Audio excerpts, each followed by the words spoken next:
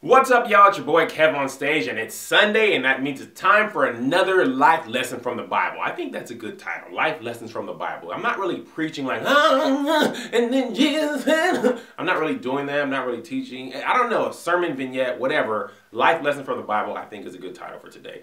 And today's lesson comes from my boy Jarrell, who is an actor, and he wanted to start doing YouTube videos, and he did. He does monologues, he's done Eli Pope, blah, blah, blah. And he did one on Breaking Bad, and when he put it up, the people who love Breaking Bad just went in the comment section and just started tearing him down. So he texted me, dude, people love Breaking Bad. I had to disable the comments. They were so mean. They were all, you can't ever be Brian Brapton. Stop acting, you bad actor. I told him to let them say it, because in YouTube land, comments equal to activity and blah, blah, blah. And the more comments and activity you have, the more relevant, the more chance your video has of raising, okay? And he was like, how does one allow people to say that? Why is it good to let them comment?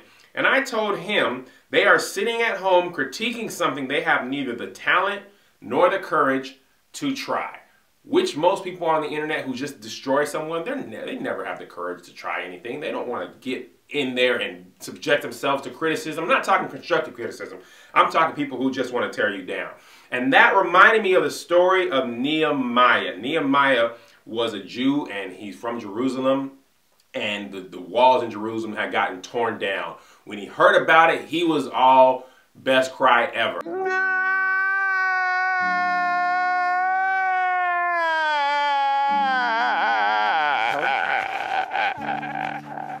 So he sat down and cried, and then he asked the king, give me permission to go back to my city and rebuild the wall. As soon as he did it, Sanballat and Tobiah, who are his greatest detractors, his haters, his YouTube trolls, his negative Instagram commenters, they were immediately hating. They said they were upset and angry that anyone would come to look after the interests of the people of Israel. So Nehemiah gets to the wall and he looks at it and he's like, man, this wall is jacked up. Everything's torn up. He looks at it and he looks at his homeboys and he's like, face it, we're in a wreck. The gates are burned up. Come, let's build the wall of Jerusalem and not live with this disgrace any longer. Skipping down, his boys are like, we're with you. Let's get started. They rolled up their sleeves, ready for the good work. And I love that, because I just imagine them like, hey, man, it's messed up, all right? Yeah. But we about to fix it. Yeah. Who's with me? Who's with me? I'm with you. I'm with you. To the wall. To the window. To the wall. They're about to fix this wall, and they're all hyped. As soon as they get hyped, Sanballat and Tobiah are right back there. They heard, and then they start laughing at them. The verse says 19, ha, what do you think you're doing? Do you think you can cross the king? Nehemiah hit him with this one. The God of heaven will make sure we succeed. We're his servants, and we're going to work rebuilding. You can keep your nose out of it. You got no say in this. Jerusalem is none of your business. Now look, this got me all excited, okay? This whole message got me excited, because I work in YouTube. I have to deal with negative people every day, all day, about everything that I do. Post videos, all I get, not all I get, but plenty of it is negativity about people thinking, so blah, blah, blah. This is how I feel sometimes. Keep your nose out of it. It's none of your business. This is what I'm supposed to do, okay? I'm fixing my wall. You ain't got no say. If you ain't gonna help me, then don't say nothing. At least get out of my way, okay? But Sanballat and Tobiah are professional haters. They are not gonna get out of their way. So they start working. Nehemiah and them start working. The wall's getting bigger and coming together and all that. So when Sanballat and them hear that, they explode in anger and they start talking negative again. Verse 1 and 2. What are these miserable Jews doing? Do they think they can get everything back to normal overnight? Make building stones out of make-believe? And Tobiah, his little hype man, shot in. That's right, what do they think they're building? Why, if a fox climbed to that wall, it would fall to pieces under its weight. Ha ha ha. And that's how people are, man. It's so frustrating. I know you guys know you're trying to do something. You're trying to build a dream. Whatever that wall is in your life, you're trying to build it. It means something to you. You're passionate about it. It's something you want to work. And somebody who has no interest in the wall, no interest in you, but just doesn't want to see you do something, always got something to say. Just negative stuff. Like, if it's my thing, you don't like it, leave me alone. But no, that's not good enough. They always got something to say. Now, here's where the story starts getting even more interesting. The more Nehemiah and them started working, the bigger the wall got, the more protected it got, the stronger it got. the more angry Sanballat and Tobiah started getting. The verse says, we kept at it, repairing and rebuilding the wall. The whole wall was soon joined together and halfway to its intended height because the people had a heart for the work. When Sanballat and them heard about that, they heard that the breaks were getting filled in, everything started working, they got even more furious. The verse says they were absolutely furious. They put their heads together and decided to fight against Jerusalem and create as much trouble as they could. And here's why I like this specific verse.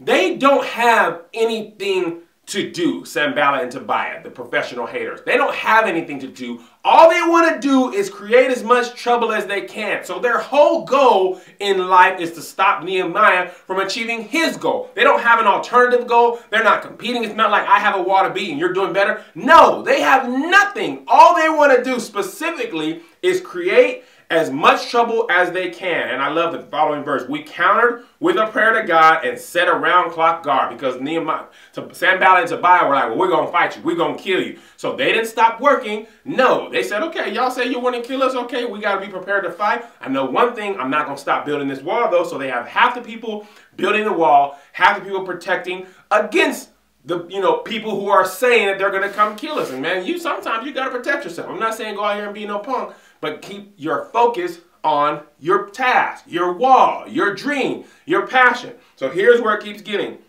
They get mad. They say they're going to attack, blah, blah, blah. Nehemiah tells his people, don't be afraid of them. Put your minds on the master, great and awesome, okay? Now here's why I really like this, okay? They are building the wall, okay? Everything's going good. Nehemiah is doing well. Here's what Sanballat and them try to do. They send word, okay, Nehemiah 6, 1 and 2. When they heard that he had rebuilt the wall and there were no more breaks and they were about to install the gates, they said, come and meet us, okay? Come meet with us. Nehemiah, come down, just talk to us, man. Just talk to us, right? And Nehemiah, verse 2 and 3 says, I knew they were trying to hurt me, and this is what he said. This is what I like. I'm doing a great work. I can't come down. Why should the work come to a standstill just so I can come down to see you? Listen to me.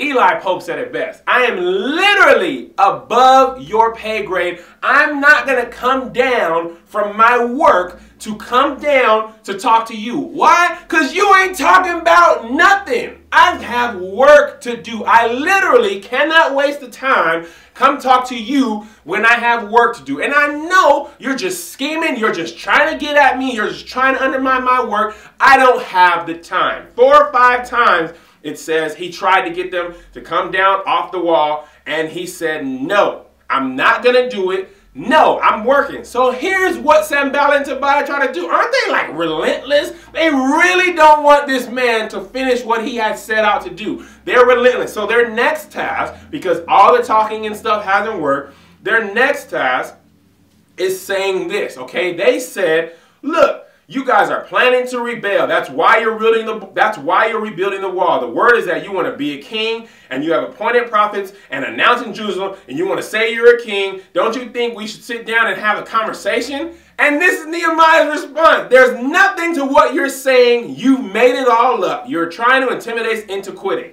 These men literally talked about him, laughed at him, threatened him, tried to have a meeting with him, then called him a liar and said he had plans, and he still didn't stop. Whoa, this is getting good to me. I'm getting so excited because Nehemiah is about his thing, man. He's about his passion. He's about what he needs to do, okay? He don't have time for nobody's other business. Here's what I told Jarrell, and this is what I'm telling you, okay? You have a certain amount of energy given to you, and you have 2 choices. You can either expend your energy dealing with people who are accusing you of doing stuff, saying what you're not going to do, or you can spend your energy building your wall, attacking your dream, attacking your purpose. I, for one, am not going to spend my energy on someone telling me what I can and can't do when I'm already doing what I said I'm going to do. Nehemiah wasn't talking about what he was going to do. He was doing it. You understand? He was doing what he said he was going to do. His heart's content, his dream.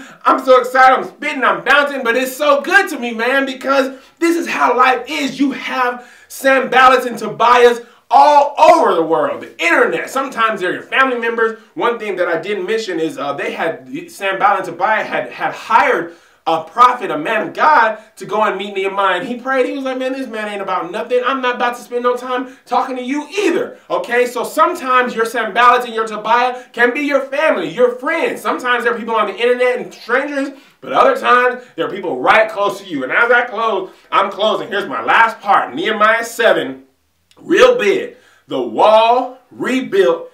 Names and numbers. After the wall was rebuilt, I had installed the doors and security guards, and the singers and the Levites were appointed, and he put his family in there, his brother, and it was done. Now, henceforth, from Nehemiah 7 on, the name Sanballat and Tobiah ain't even mentioned. Woo! Haters aren't even mentioned. After that, they have no other purpose. They aren't mentioned in the Bible, and I'm not a scholar. Maybe somebody else noticed, but I kept reading the rest of Nehemiah. I never saw his name again. Once the work is done, where your haters at now? They ain't nowhere to be seen. Where are your haters at? Hey, homie, you said the wall wasn't going to get done. Look at me now. Oh, look at me now. Oh, I'm building walls. It doesn't rhyme, but you get my point. Because once you've done it, baby, them haters ain't going to have nothing to say. You was talking all that. And see, here's what I like about Nehemiah, okay? That's our tendency. We want to be calling back.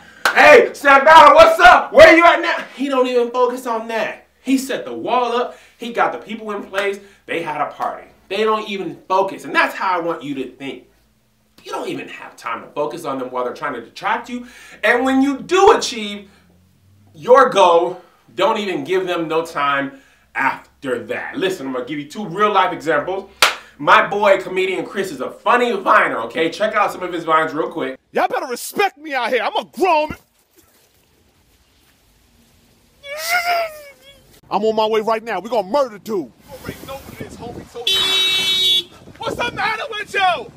He gets paid to promote apps on Vine. So he did it one time, and somebody was in here, you know, talking about him. Man, you're such a sellout, blah, blah, blah. You're a sellout. Look at you. You used to be funny. So he went at it with him like, man, I'm trying to feed my family. You know, what's all this about? And the dude admitted, you know what? I'm jealous of you. He literally commented on the Vine.